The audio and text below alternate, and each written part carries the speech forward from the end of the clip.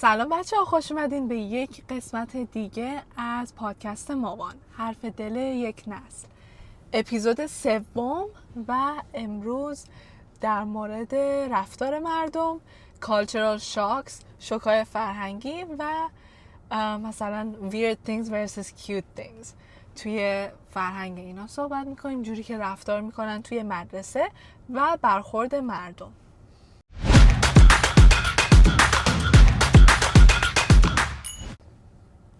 اوکی، شاینا رو داریم امروز. چطوری؟ خوبم، مرسی. مهمان فصل اول و همچنان در فصل اول هستیم، اپیزود 3. اوکی، مدرسه چطوره؟ ما هفته بعدی فاینال داریم و من شاید 7 ریویو پکت خیلی بلند داشته باشم و هیچ 7 کدومش برای 7 کلاس. اوکی، یکیشون رو اگزمت میکنم. ولی آره I have 6. برای هر کلاسمون، حالا من برای کلاس مهمترم، ما ریویو پکت میگیریم معمولا برای فاینالا که الان میان ترمه، مید ترمه، چون که نیمه اول تموم میشه، همون امتحانات نوبت اول خودمون توی ایران که آره بهمون ریویو میدن و هر کدومشون هم مثلا 100 خورده سواله. خیلی زیاده ولی توی فاینال کردیت میگیریم. آره مثلا زیاده، ولی اگه کار بکنیم مثلا ما 7 چیز داریم، 7 بخش داریم برای ریاضیمون. اگه 7 رو انجام بدی 7 نمره بهت اضافه میشه، مثلا 90 گرفتی میشه 97، which is good. It's low-key good. من برای کلاس فرنچ هم باید خودم بسازم یک ریویو. آره منم باید بسازم برای فیزیکم که مثلا یکم نمره میدن بهت، ولی خب دیگه فکر کنم همیشه همه کلاس همینا رو دارن. من تیچرم گفتش که لیمیت نداره، اگر انجام داده باشی و تیچر خوشش میاد ازت، آره میتونی تا هر چقدر بخوای پوینت بگیری. خب نه، من لیمیت داشت. معلم‌ها مثلا فکر کنم مکسیمومش 7 نمره بود و بعضی هم مثلا یکم بهش اضافه میکردن. معمولنش 5 پوینت یا 10 با like changes. 10 خوبه، 10 خیلی خوبه، چون تا خوبه. اگه 90 بگیری یعنی 100 گرفتی، اگه 100 بگیری یعنی 110 گرفتی از 100.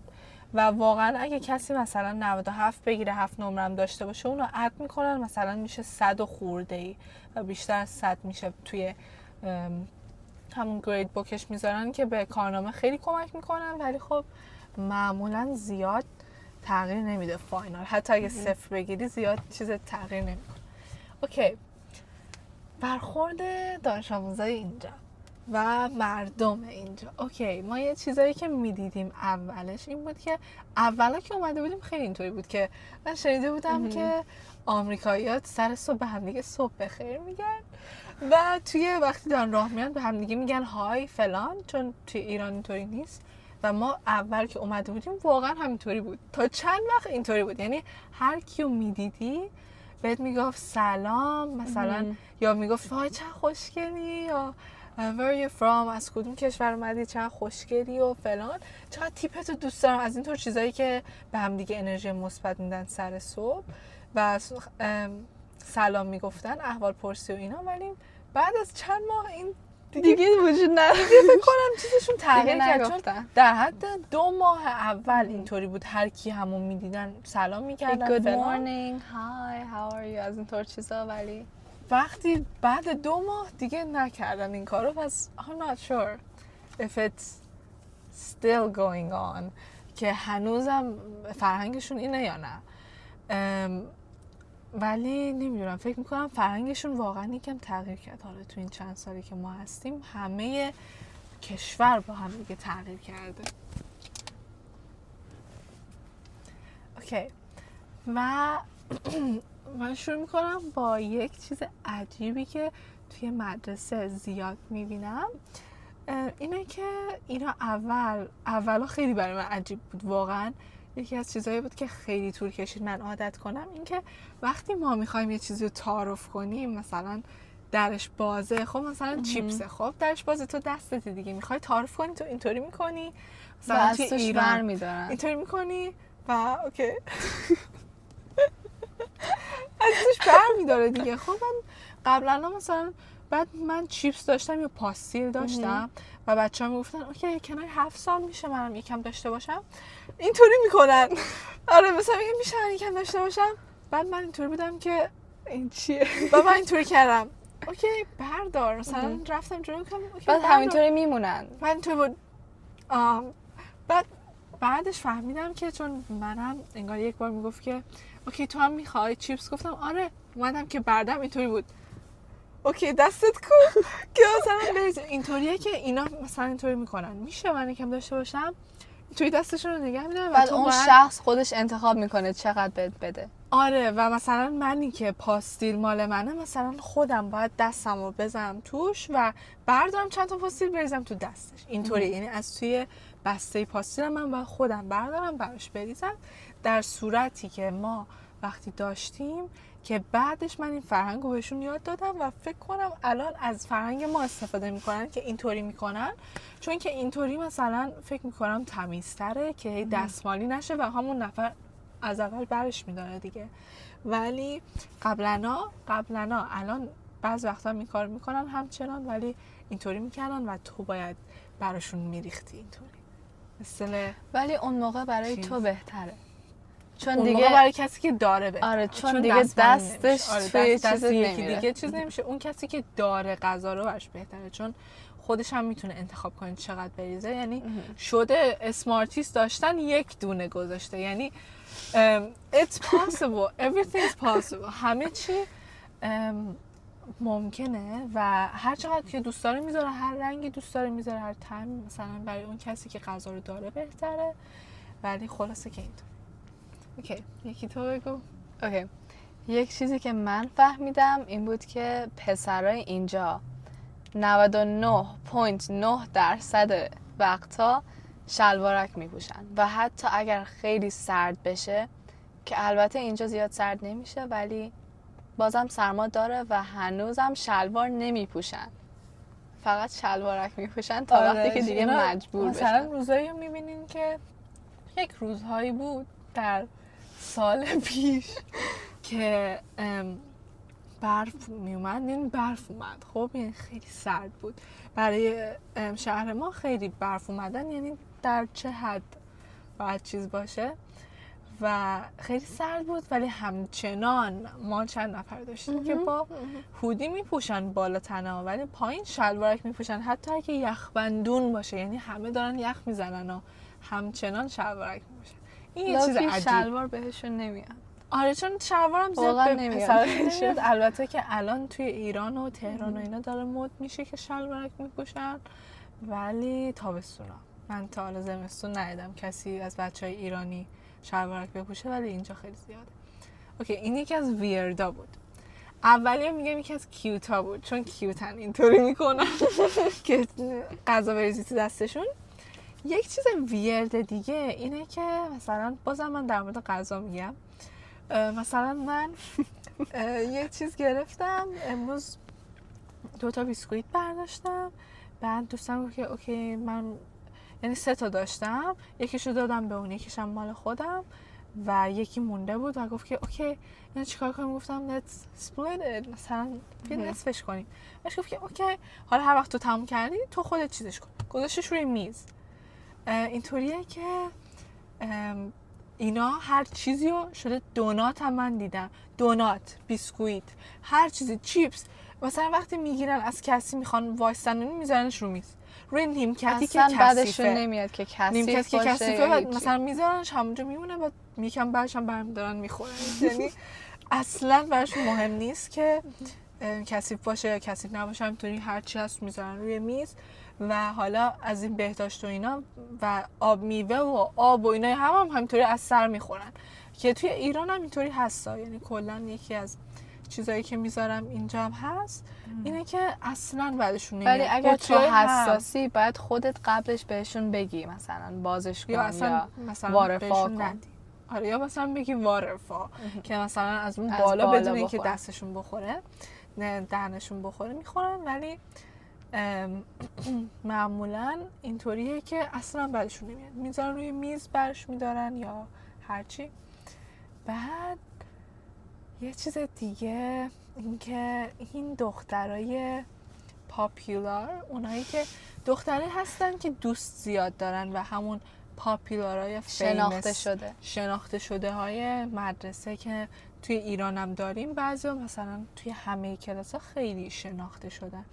اینا وقتی میخوان دریو باز کنن، درای ما از اوناییه که بعد از پشت فشار بدی و یه چیزی میره داخل با هوا باز میشه، انگار از اوناییه که اینطوریه ولی سنگینن، بعد فشار بدی و اینا رو مثلا دره رو میکوبن، یعنی راه میرن و فکر میکنم در یکی از ویدیوهای قبلی یوتیوب هم گفتم بهتون، ولی الان که داریم پادکست رو ضبط میکنیم توی پادکست دوباره همه چیزو کنار هم میذاریم و همین کوبیدن درشون اینطوری میکوبن و میرن و باز وقتی هم میان اینطوری باز میکنن و فکر میکنن که خیلی جذابه، با اینکه جذاب نیست.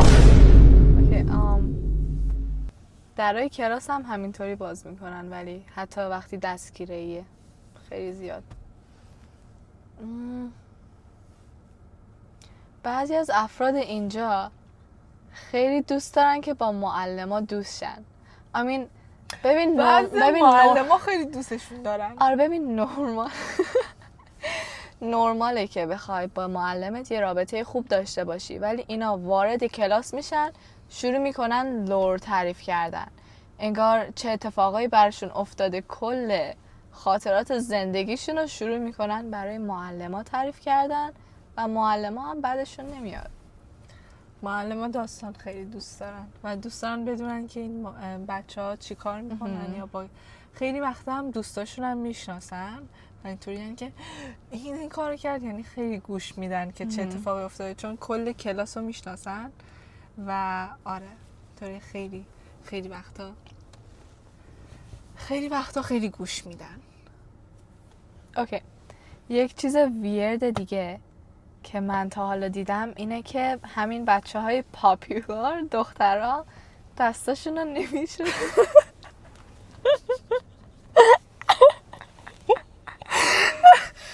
وقتی که نه ببینین دستشویی ما اینطوریه که خب یه دستشوی فرنگی دیگه تو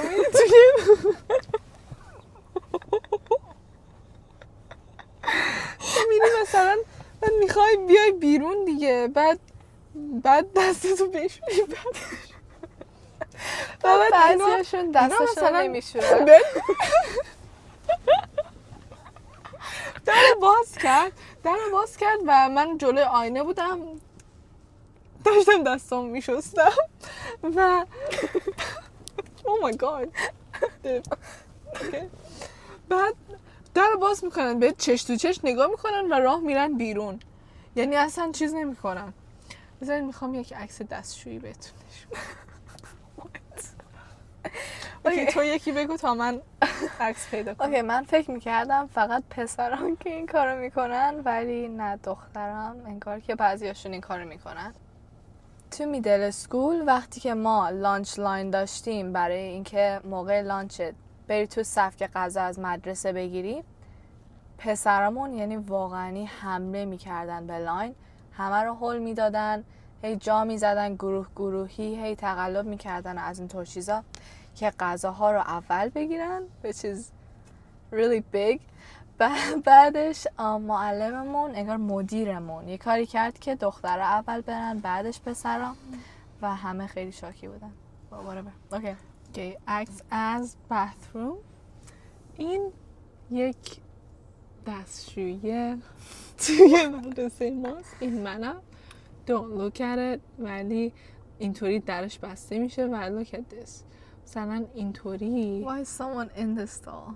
آره اینا کیفاشون هم میذارن اون جلوی در، بعدش کیفاشون میذارن جلوی در و بعد مثلا اینطوری اینجا دره و اینجا روشویی اینجا و اینا در باز میکنن و صاف میرن بیرون. Oh my god leaking pictures. ولی It's funny. I'll talk about the moms. مام فقط توی تگزاسه و یه چیزی که اینجا در تگزاس دارن اینه که برای جشنای هومکامینگ و اینا که سال نه 1 ماه بعد از شروع مدارسه که میشه اکتبر، هومکامینگ داریم، یه جشن خوش آمدگویی برای شروع مدارس و اینا. و اینا یک مام دارن، یک روبان خیلی بزرگ که میپوشن و کل لباسشون هم میگیره. اوکی I'm gonna show you pictures.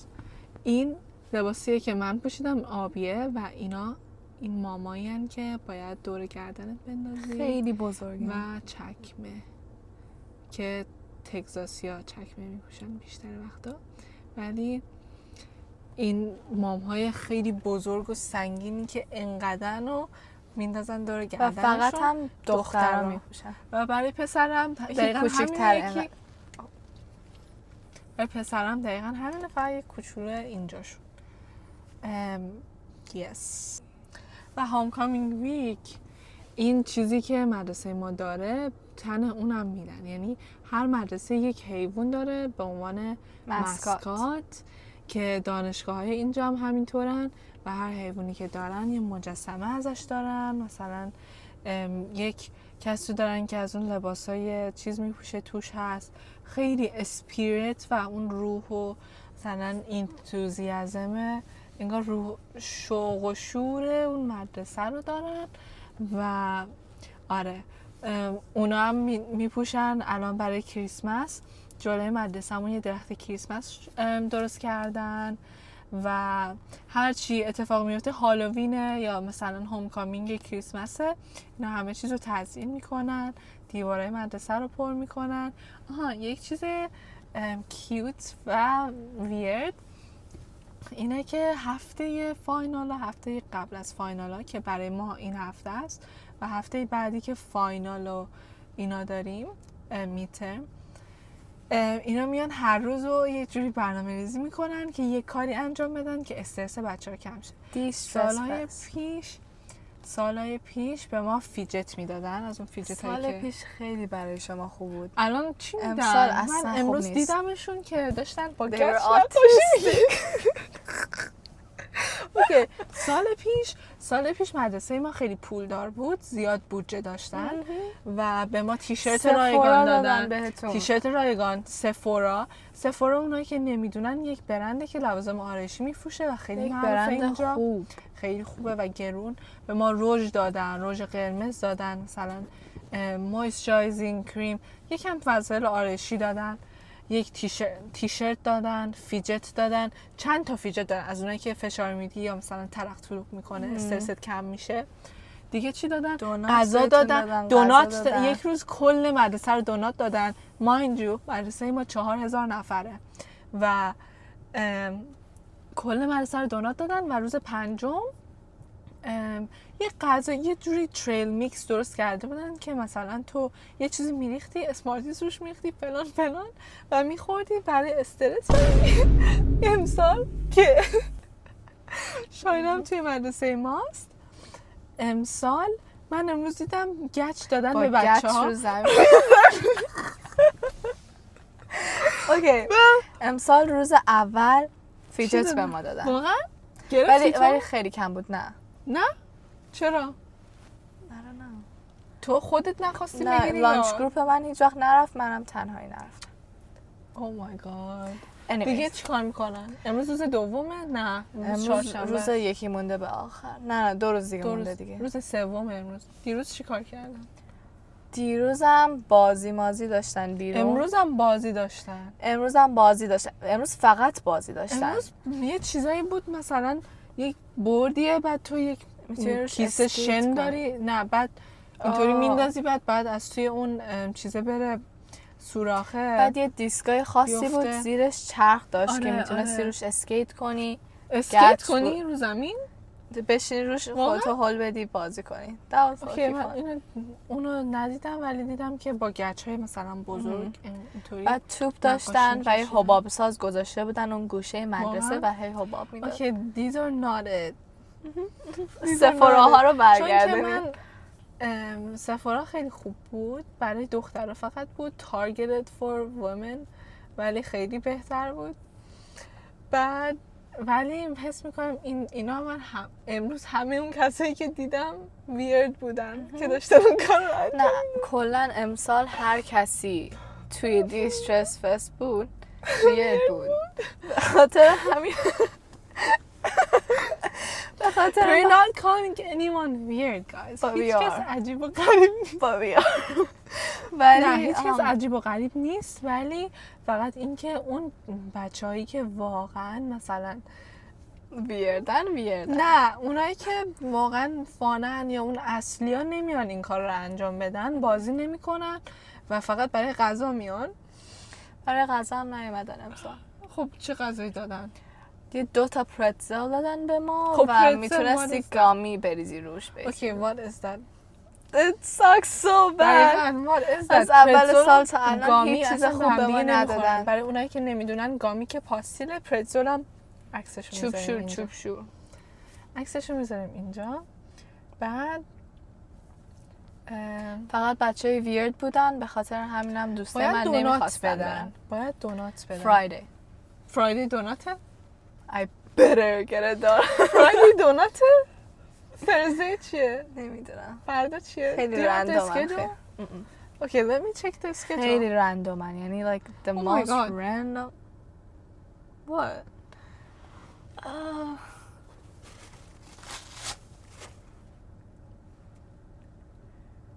اوکی یه چیز دیگه کیوت. اوکی ببینین کو بچت. هر سال توی کلاس روانشناسیمون، اگر تو کلاس روانشناسی برداری که امسال من دارم برمیدارم، همون چیزایی که قبلا توی فیلم ها نشون میدادن که دیدین کاپل میشن و بعد بچه بزرگ کنی و اینطور چیزا، و واقعا این کارو میکنن. تو باید یه تخم مرغ انتخاب کنی، درستش کنی، اسم بذاری براش، مثلا انتخاب کنی دختری یا پسره و میتونی پدر مادر بشی. اگه دوست پسر داشته باشی اونم میتونه پدرش باشه. اگه سینگل باشی should just be by yourself. ولی ما بچه‌ای هم داشتیم که کاپلن و یک تخم مرغ انتخاب کردن و مامان باباشن و خیلی باحاله. و یک هفته تو باید داشته باشی. نمونه تخم مرغایی که من بهتون نشون میدم ایناست. Those are ugly babies. و جاشون رو درست میکنی و همه چی، و یک هفته نباید بشکنن، نباید تنهاشون بذاری، هر جا رفتی باید با خودت ببریشون. یه مثل یه بچه واقعی تریتش کنی که مثلا ببینی که چطوری میشه وقتی که مادر یا پدر میشین، که خیلی و باحاله. هر روزم باید ببری تو کلاس نشون بدی که داریش. هر روز اینا مطمئن میشن که تو رفتی و مثلا چیز کردی. و اگر به بچت آسیبی برسه نمره کم میگیری. اگه بچت یعنی تخم مرغ بشکنه یعنی بچت مرده. آره میره و یه نمره 0. Yes. I found it guys. خب اولین روز که فیجت دی بوده، بعد فیجت میدادن. Tuesday روز بعدش کلاب دی بوده، هیچی که نبود اونجا. هیچی نبود. از اون مغزای اسکویشی دیدی که اسکویشی هم نیستن. آره. سفتن از اون خیلی علکیان اونا. Wednesday it's a holiday. هالیدی که امروز بازی میکردن اونا که خوب نبود اصلا. ناره هالیدی. ولی یک چیز خیلی کیوت این بود که روز هالیدی یک کریسمس تری خیلی زشت گذاشته بودن، ولی یکی از پلیس آفیسرهای مدرسه‌مون لباس پوشیده بود شبیه سانتا.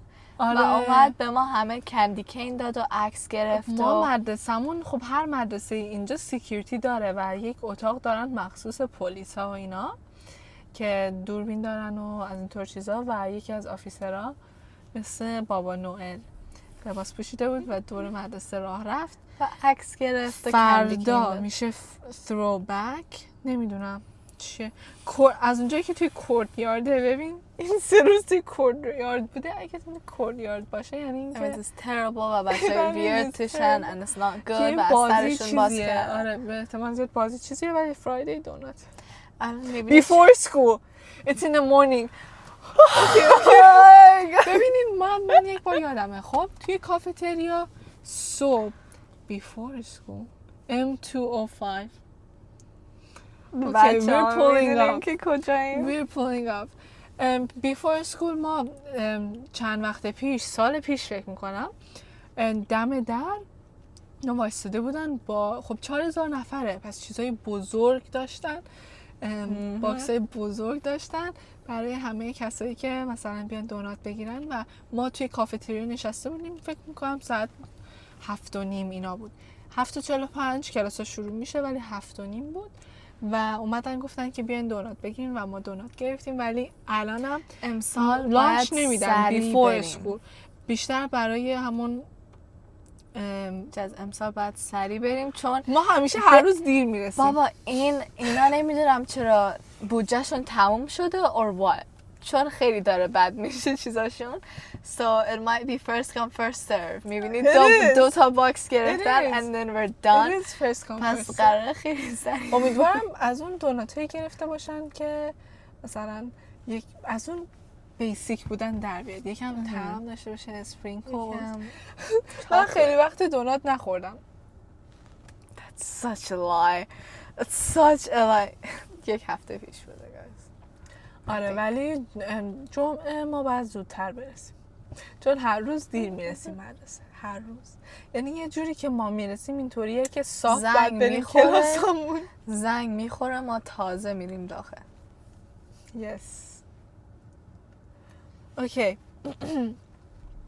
اوکی اینا یک سری از ویرد و کیوت چیزایی بود که عجیب و غریب و کیوت که همون معنی رو میده در فرهنگشون، رفتارشون و کاری که انجام میدنه، خصوصا در زمانهای فاینال که الان میشه که برای مدرسه‌مون فاینال داریم.